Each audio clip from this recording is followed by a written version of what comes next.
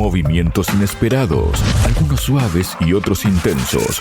Movimientos que esconden otros o que distraen. Hay movimientos cortos y movimientos en profundidad, pero todos calculados. Hay espera, defensa y ataque. Hay peones, hay caballos, hay alfiles, torres, reina y rey. Todos juegan, todos tienen su rol. En Radio Sputnik, Ajedrez de Geopolítica, donde conocemos todo lo que se juega y todo lo que se decide. Conduce Javier Benítez.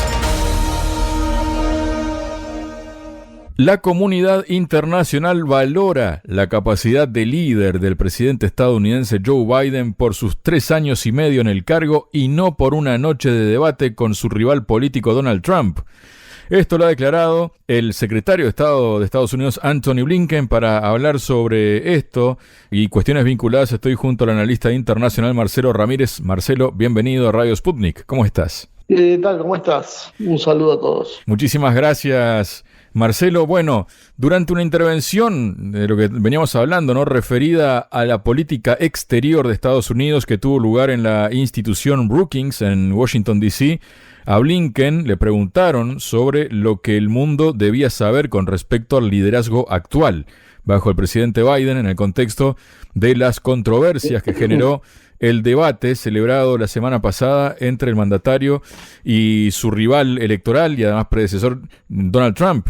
Dijo Blinken: creo que lo que el mundo sabe, lo que el mundo experimentó durante 3 años y medio, no una noche, es exactamente el tipo de liderazgo que él ha aportado para resolver problemas que son comunes a tantos países, en particular a tantas democracias de todo el mundo.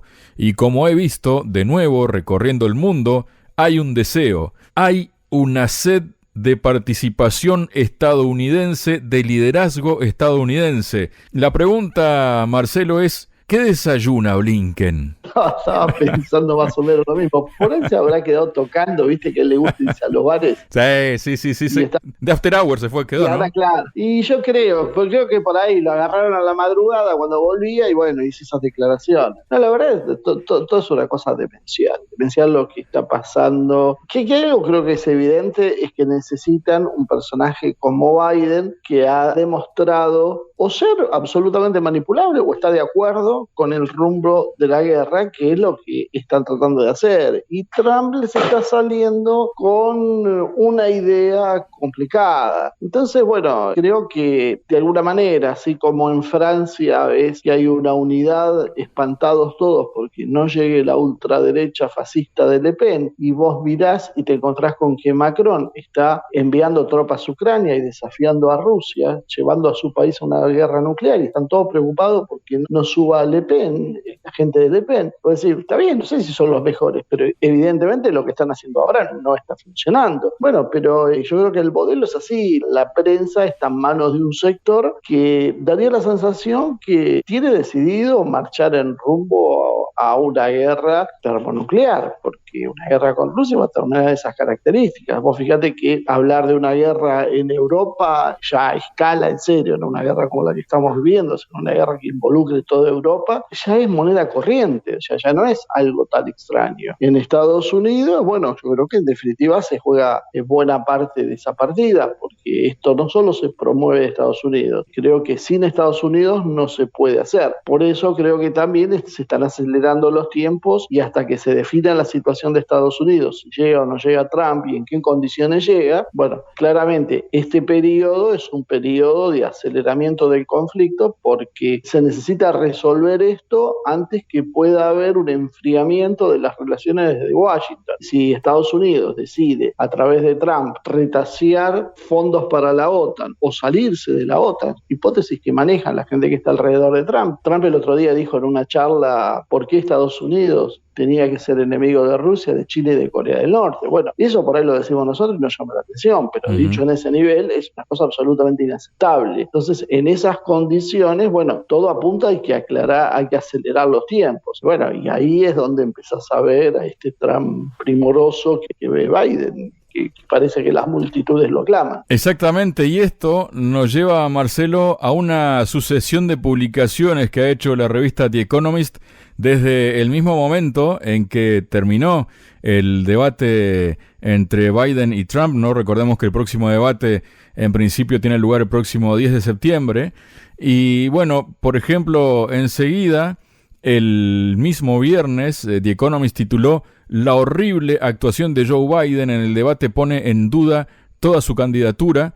Dice: "La misión de Joe Biden en el debate presidencial celebrado en Atlanta el 27 de junio fue clara, demostrar que sus críticos estaban equivocados, mostrando que estaba mentalmente en forma y de ese modo revertir el déficit de las encuestas que hace de Donald Trump el favorito para ganar las elecciones estadounidenses de 2024.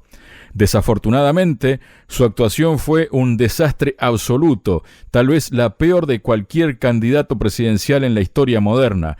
El presidente, que tiene 81 años y tendría 86 al final de un segundo mandato, tartamudeó de manera indescifrable, tuvo dificultades para completar sus líneas de ataque y demostró que sus escépticos tenían toda la razón, aunque Trump estaba en su forma habitual, divagando, mendaz, vengativo. De alguna manera parecía el más coherente y lúcido de los dos. La decisión de Biden de buscar la reelección en lugar de dejar pasar a un abanderado más joven ahora parece una puesta en peligro temeraria de la democracia que dice querer proteger. Y eso lo publicó el día 28, luego el mismo día también escribía otra editorial que titulaba "Joe Biden debería ahora dar un paso a un candidato alternativo", ¿no? Y al día siguiente, el día 29, ya hizo una lista, ¿no? Como de buena fe, como esas listas que van preparando los entrenadores, ¿no? Para este va al mundial, este no. Y bueno, y entonces se preguntaba The Economist quién podría reemplazar plausiblemente a Joe Biden, y tiró una lista, y no entre los que estaban Kamala Harris, la mujer de Obama y demás, ¿no? Y luego, el 30, si estamos hablando en 2 días de diferencia, ¿no? El 30 de junio publicaba "¿Por qué Joe Biden no se irá?", ¿no? Y dice: "El desempeño del presidente Joe Biden en su debate presidencial contra Donald Trump el 27 de junio puso en duda su candidatura. Sin embargo, en los días posteriores la campaña ha tratado de salvar a Biden y por ahora lo ha logrado. En privado, los representantes de Biden trabajaron para calmar las ansiedades de los donantes preocupados por tirar dinero bueno tras dinero malo y de los candidatos de las listas inferiores preocupados por su propia supervivencia política. En público, se les ocurrieron una cantidad notable de explicaciones para la actuación del presidente. Fue solo un resfriado, un dolor de garganta, una sola mala noche, un momento de vejez. Bueno, 90 minutos de vejez, claro, ¿no? Pero no se dan cuenta de que Trump es una amenaza existencial para la democracia". Bueno, ¿qué nos comentas de esta evolución que ha ido teniendo en sus publicaciones de Economist, Marcelo? Un poco me hace acordar lo que te decía hace un rato, ¿no? Es una amenaza para la democracia. O sea, a veces se pregunta por qué. O sea, vos tenés a Biden gobernando que está llevando al mundo a la guerra, pero la amenaza es Trump. Este juego se repite mucho con, creo que conceptos vacíos, como esta cuestión de la democracia, que ha sido absolutamente vaciada de contenido y en realidad se transforma hoy en una especie de retórica sin sentido. Ahora, independientemente de esto, ¿no? que es bastante ya habitual que lo escuchemos, hubo cosas extrañas. Este debate se dio con un lapso, con el segundo, extremadamente largo. Nunca en la historia hubo una cosa así, por lo menos que yo recuerde. Y esto de alguna manera creo que significa que, bueno, ellos mismos no están seguros de qué es lo que van a hacer. Da la sensación como que hay una puja entre distintas corrientes y están los que creen en que la solución es llevar a Biden como sea, están los que creen que la solución es reemplazarlo, como estabas diciendo, pero no tienen candidatos. Michelle Obama, por lo visto, parece poco interesada en agarrar un hierro caliente, ¿no? Porque es muy probable que el que se presente, si van a unas elecciones, las termine perdiendo. Se habla del candidato, como candidato al gobernador de Newsom, creo que se llama el gobernador de California, pero no tiene relevancia todavía nacional como para poder hacerle frente. Entonces pensaría que esto también es bastante utópico y ante las dudas se mantendría Biden. Biden garantiza, por un lado, el continuismo, el status quo de lo que estamos viviendo, lo cual significa avanzar hacia esa guerra que decíamos y que incluye atribuye cada vez más fuerte a China y que no termina de resolver el tema del Medio Oriente. Escuchamos que Israel se está preparando para invadir al Líbano, cosa que va a empeorar la situación y que, bueno, que se demuestra al menos ineficiencia para frenar las acciones de Netanyahu, si esto realmente es la intención de Biden, como en algún momento se esbozó, pero bueno, que finalmente por los resultados se ve que no ha sido muy efectivo. Existe otra posibilidad que algunos analistas he escuchado que barajan, que no es tan descabellada,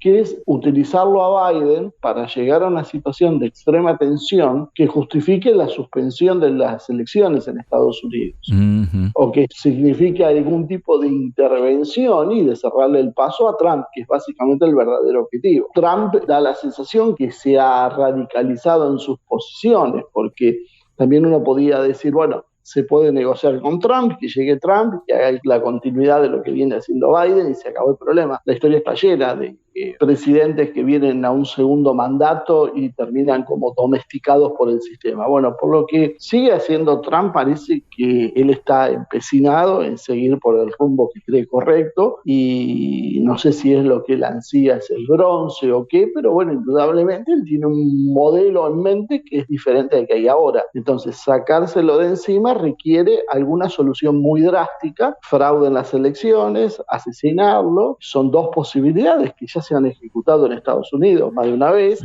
y que sabemos que son de alguna manera plausibles, pero bueno, la situación está demasiado candente y esto puede precipitar una guerra civil o un estado de conmoción interna de Estados Unidos. Entonces, buscar la excusa de un enemigo externo, amenazante, que no permite el normal desenvolvimiento de la democracia y que no se pueda votar, podría ser una solución. En definitiva, es lo que hicieron con Zelensky.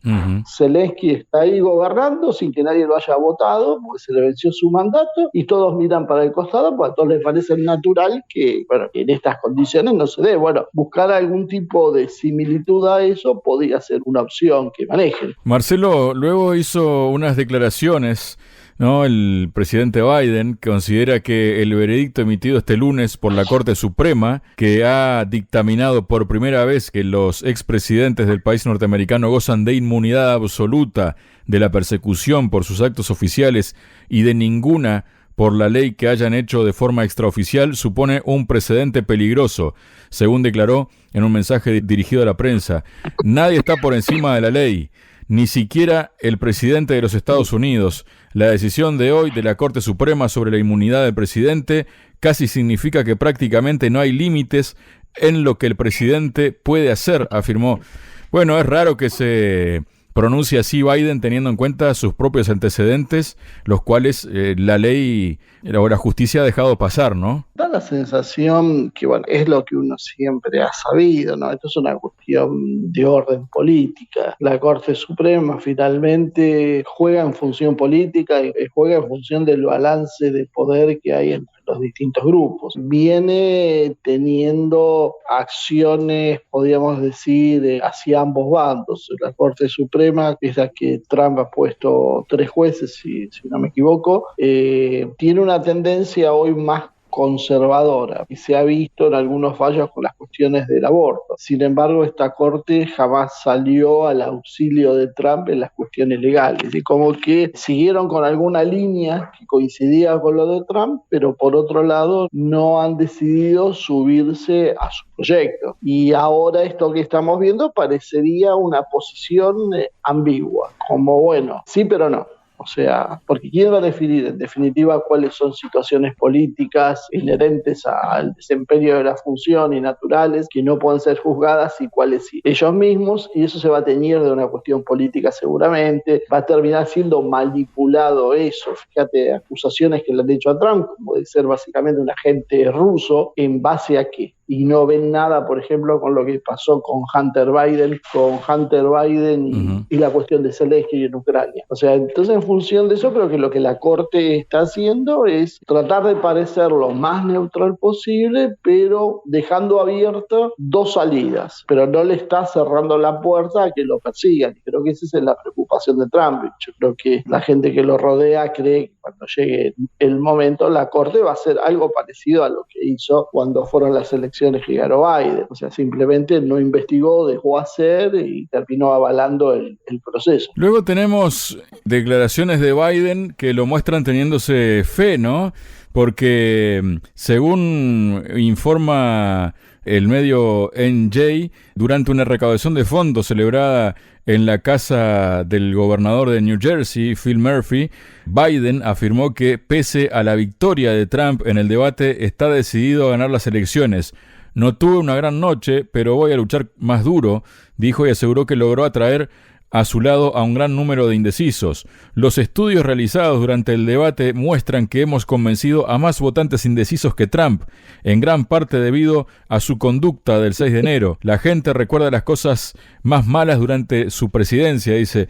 ¿Será así esto, Marcelo? ¿Ha logrado convencer a indecisos? Yo he visto una encuesta de la propia CNN que decía que estaba 55-45 antes del debate, Trump arriba, y después pasó a estar 67-33 después del debate. Está bien que, bueno, uno puede objetar las muestras porque está hecho con la gente que voluntariamente participó en esa muestra, porque tiene que ver con un fragmento de la sociedad determinado, etcétera, etcétera. Pero la realidad es que todo parecería demostrar lo contrario. Y vuelvo a trazarte un paralelo con lo que pasa en Francia, ¿no? Fíjate que Macron pierde las elecciones al Parlamento Europeo y decide patear el tablero y llamar a elecciones, con la esperanza, imagino, de que la gente, el temor de la ultraderecha, lo vote a él y obligar a la izquierda. Y finalmente el resultado fue un incremento en la cantidad de votos hacia el Frente Nacional. Entonces a veces creo que hay errores de cálculo o apreciaciones. A veces la psicología de estos personajes también es difícil de entender, ¿no? No piensan exactamente igual que nosotros. El otro día con unos amigos estábamos hablando de esto y coincidíamos en ese punto. ¿Quién le dice a un personaje como Macron o como Biden, mirá, no sos popular, la gente no te quiere, vas a perder la elección, tenemos que poner a otro? Su ego no les permite aceptar algo que para todo el resto es evidente y son capaces de inmolarse y llevar a todos al fracaso con tal de mantener en alto su presunta, no sé si dignidad sería la palabra en este caso, pero bueno, su orgullo. Entonces creo que por ahí la cosa podríamos verla por ese lado. Creo que su orgullo obstaculiza una lectura correcta de la realidad y eso es peligroso en muchos sentidos, porque también eso les permite a los que son más hábiles manipularlo. Justamente, ¿no, Marcelo? También se especulaba, luego del debate, que Trump no había sido todo lo punzante que hubiera podido ser, porque justamente ante este escenario, ¿no?, ante la posibilidad de que cambien de candidato, algunos especulan con que Trump prefirió ser un poco más suave, entre comillas, ¿no?, para que Biden siga en carrera, que es lo que le convendría a él, ¿no? Y por otro lado tenemos unas declaraciones que hizo el periodista estadounidense Tucker Carlson en su cuenta de X. Él escribió: Obama no cree que el actual mandatario del país pueda ganar las elecciones presidenciales en noviembre y la relación entre ambos políticos, ¿no?, con Biden, es poco sincera.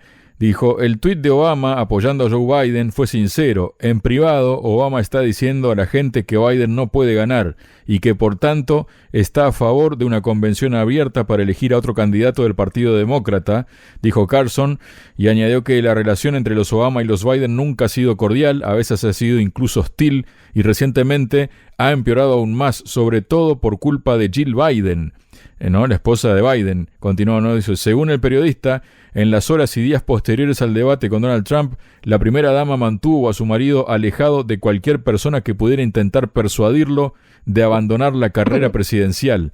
¿Cómo ves todo esto, Marcelo? Sí, está corriendo ese rumor que en realidad quien tiene la llave para acceder a Biden es Jill Biden, que ella es hablan de la familia Biden, básicamente ella y de alguna manera Hunter también, son los que impiden que tenga esta lectura de la realidad distinta, ¿no? Y que solo convencerlo a Biden lo podría hacer Jill. Entonces, en función de eso, es probable que esto sea como estaba diciendo. Y también vuelvo a insistir con esta idea, o sea, por un lado los Biden, los Obama, los Clinton, son gente que están por conveniencia entre ellos, por por negocios, por intereses en común, pero no porque sea buena gente ni que tengan un concepto de la amistad, la camaradería o una idea patriótica. Entonces no es de extrañar este doble discurso que dice Carlson, lo que me decías. Uh-huh. Creo que es altamente probable que eso pase. Creo que la decisión, en definitiva, es curioso, ¿no? Porque vos tenés un mundo